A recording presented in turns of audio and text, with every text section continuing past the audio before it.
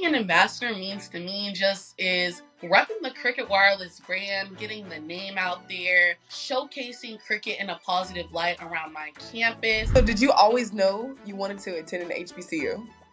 No, I didn't. The thing that I learned is opportunity is out there. It's just on you to seek it. I feel like cricket really does do its best to take care of their ambassadors, their employees, and just their customers. Like, as a consumer, what can you do for me? Why should I spend my money with you versus somebody else? My HBCU saved me. My HBCU saved me. Would you recommend the program like for other HBCU students, like to apply?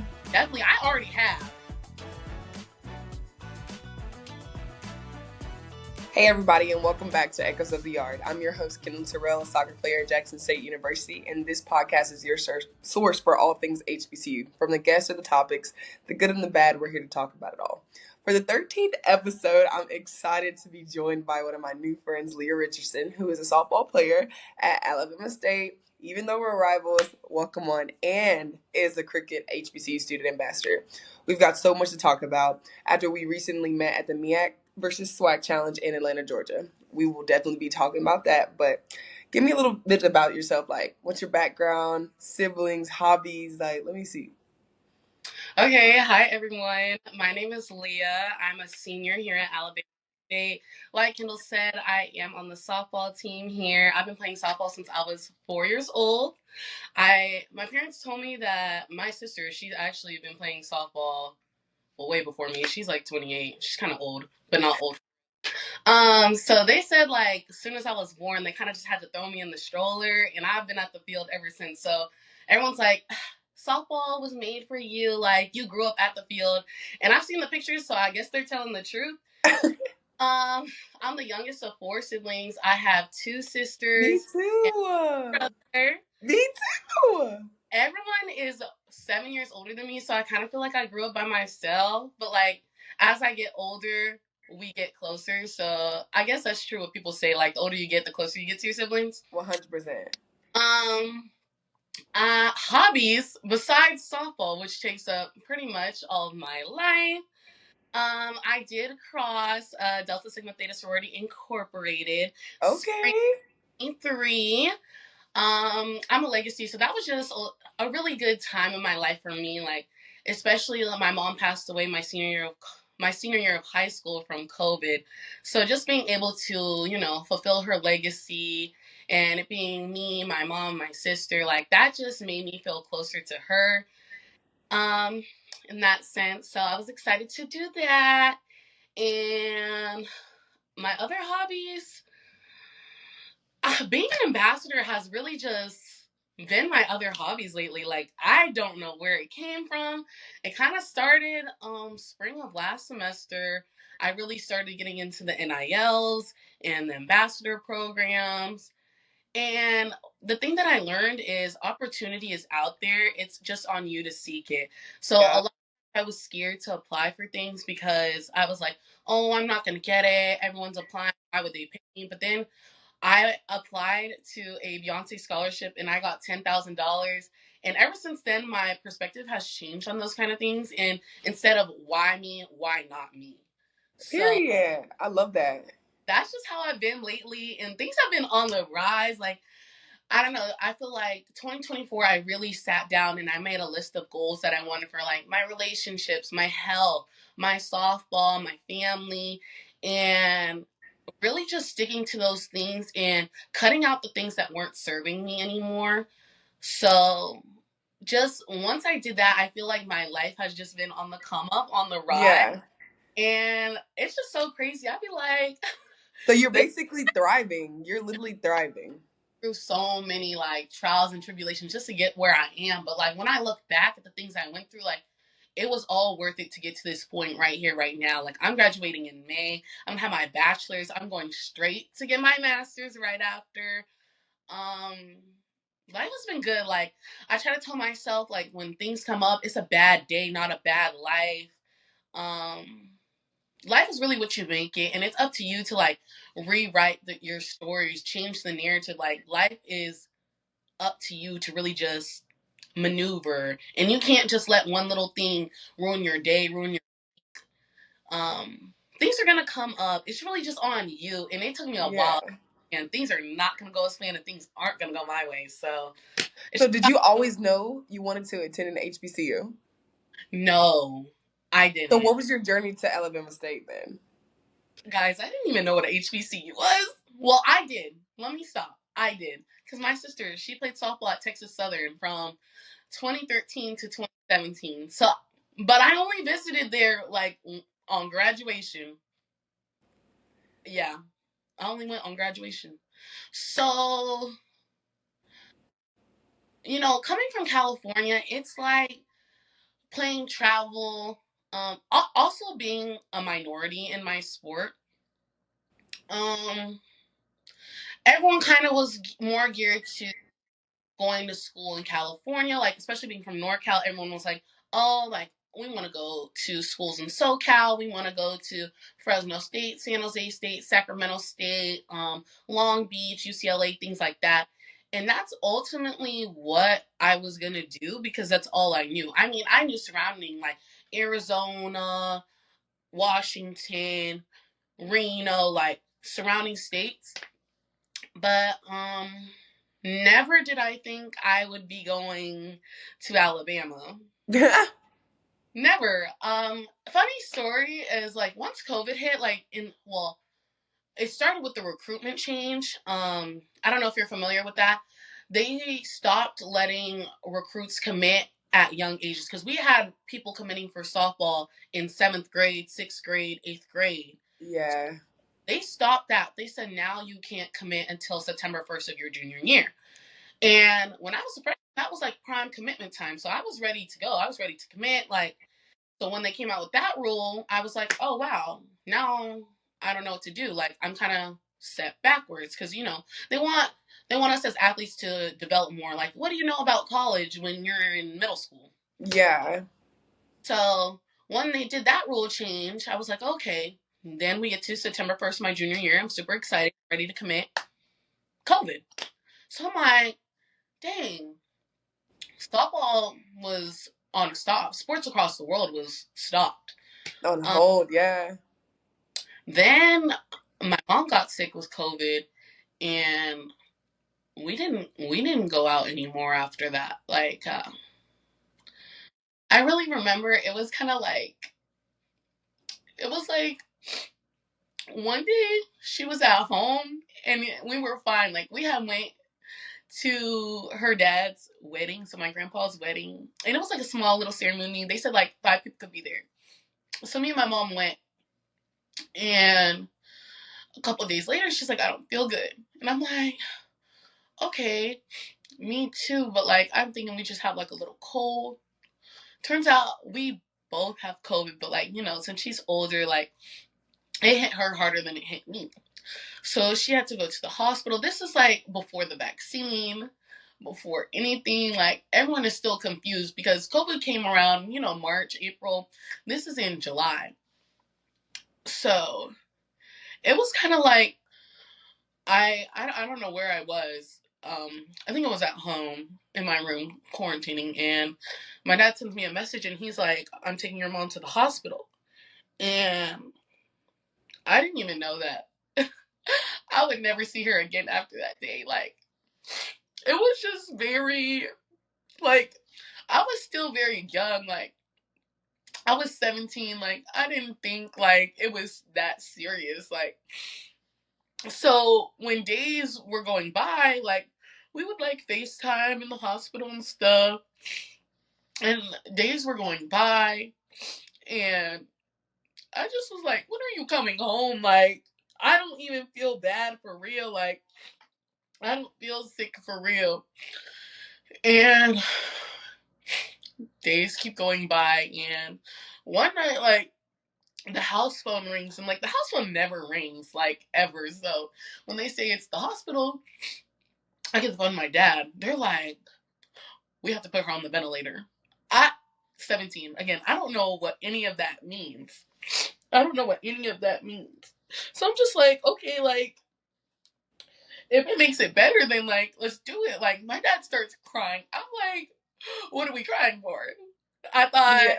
this was gonna be better. Like, Yeah. so they ultimately decide to do it. I go to bed. I wake up the next morning. My dad gets we get another call from the hospital, and I give it to my dad because obviously I don't know nothing. He's like, "You need to get dressed now."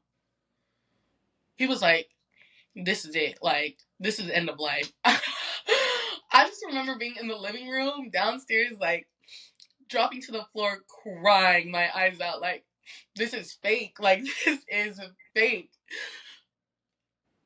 And then I just remember taking a shower, getting ready, like, getting in the car, and then just being like, no, this isn't my life. Like, you hear about this from other people, or you see this on the internet, but like, nothing really ever makes sense until it's you. So, I'm not really processing anything. I'm just like, oh, what are we doing? So we get to the hospital. My dad looks me in the eye. We park. He's like, you can't tell your sister nothing. I'm like, what do you mean? Cause she's in nursing school. She's getting her master's for nursing, like in Illinois. And so he's like, she's her plane doesn't come in till tonight. So I'm like, I have to keep this big old secret all day. Like, our mom just died. Like, I have to keep this big old secret all day. She's texting me. She's asking me for updates. I'm like, oh, everything's good. Like, you're good. Man, I just remember going to the hospital, looking, being like, this isn't real. And I don't know, like, stuff starts to fog up and blur. I think I just block it out. Like, from there, I don't know. That's where we end up picking her up. We had to break the news to her. Like, that's a whole other thing. And I just felt really bad. Like, as being her sister, especially her little sister, like keeping that big old secret all day from her just really hurt me. Like, and I don't know, I'm still not over it. Like, it just was a lot. But, with the whole COVID thing, I still had, even though I had quit for like this period of time, like July through, I don't know, maybe December. I was like, I'm not gonna play sports. I'm gonna just be a student. And my dad was kind of just like, that's not what your mom would have wanted. Like, she wanted you to play softball in college. Like, we didn't pour out. Sports is expensive. Like, you don't realize how much travel sports cost until you get older. I was like, y'all were paying that? Y'all want that return on your investment, don't you? So I was like, all right, I'll just do it. Like, whatever. So me and my dad, we get in the lab. Like, we're back on the field. Like, it's just me and him. Like, at this point, I'm not playing no games. I'm not on no team. It's just me, him, and a phone propped up trying to get some video at the field every day. I'm like, I still have my old connects. Like, well, so I reach out to them. We're full. We're full. We're not looking for your position anymore. We're full. We're full. We're full. I'm just like frustrated. Like, it doesn't make sense. Like, at one point, I was a hot commodity, and now nobody wants me. Like, I just didn't know how to feel. And I get an email from Todd Bradley. He was the hitting coach at Fresno State, and he had just gotten the head coaching job at Alabama State. And he was like, how would you feel about coming to Alabama?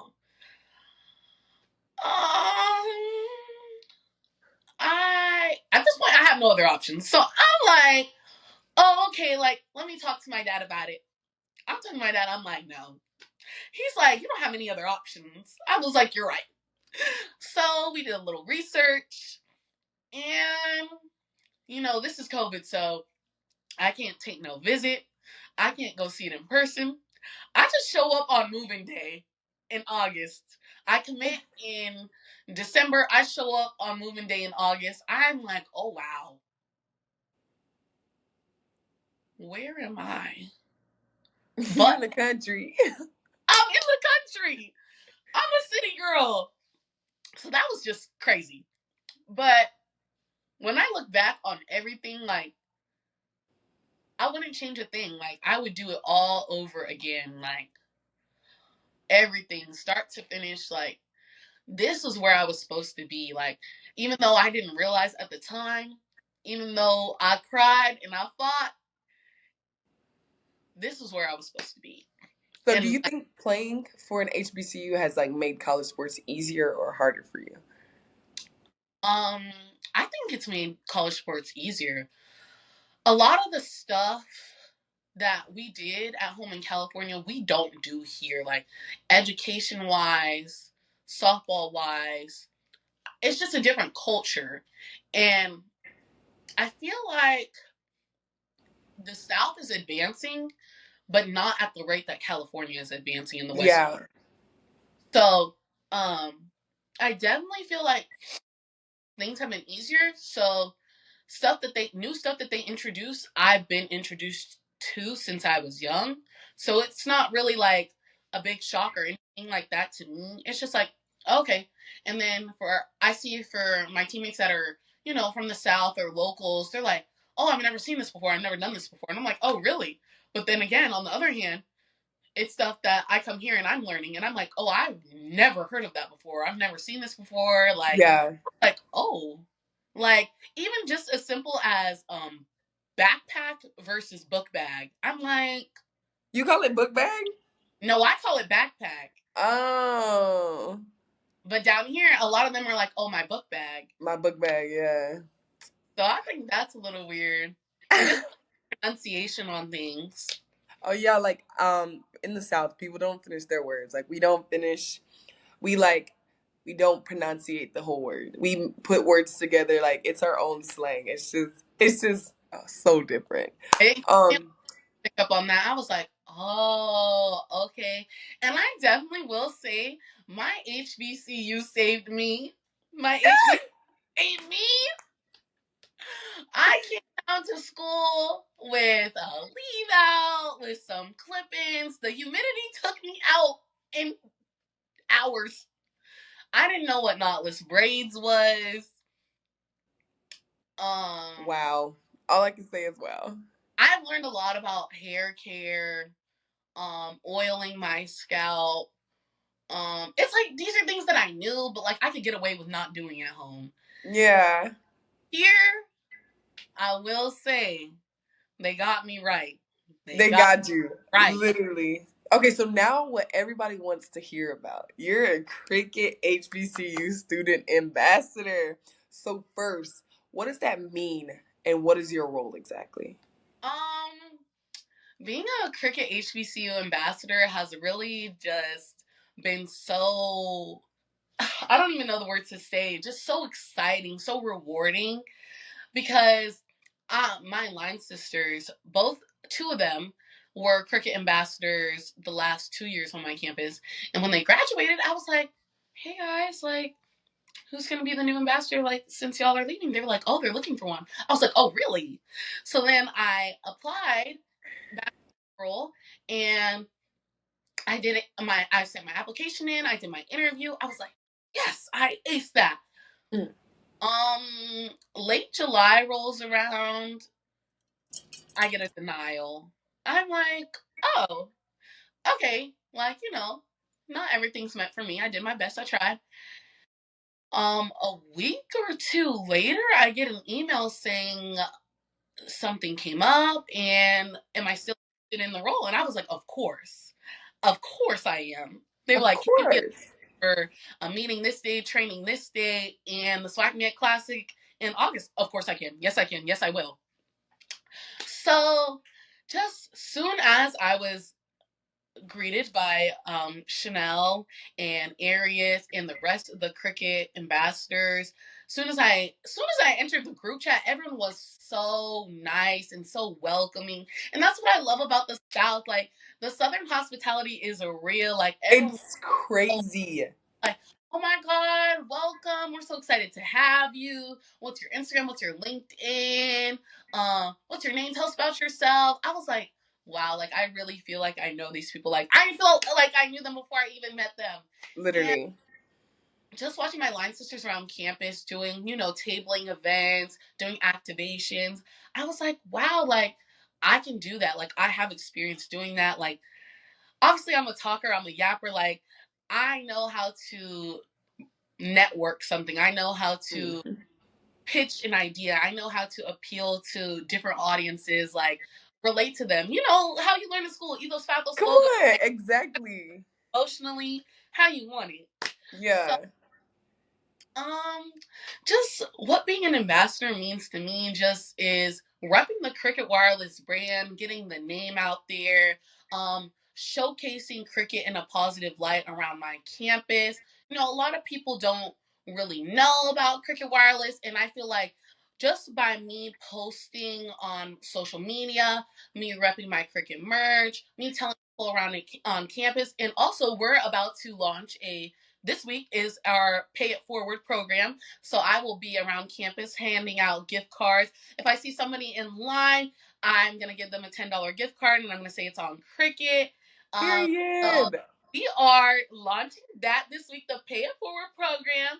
So I'm excited about that because I really feel like that will also, you know, drive more followers and things like that. Because, you know, we broke college students. Everybody can use a little $10 here and Hey, there. come on now. Come on. And freshmen probably ain't got no more money on their flex. Already ran it up in the first month. That's So what I'm saying. just things like that. I feel like cricket really does do its best to take care of their ambassadors, their employees, and just their customers. Like, as a consumer, what can you do for me? Why should I spend my money with you versus somebody else? And I Yeah. feel like cricket always has solutions to things. They never um, try to sweep under the rug what your problems, or they never try to downplay your problems. Like, they really listen to you and they create solutions, not excuses.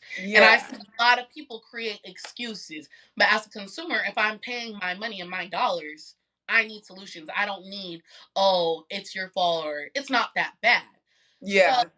that's what I really like about them. And just being able to go on my first trip to Atlanta, like that was awesome. I can't wait for the celebration bowl. Speaking of Atlanta, we met at the MEAC SWAC Challenge, and where cricket was a title sponsor. Tell me about that experience. What was your biggest takeaway from that event?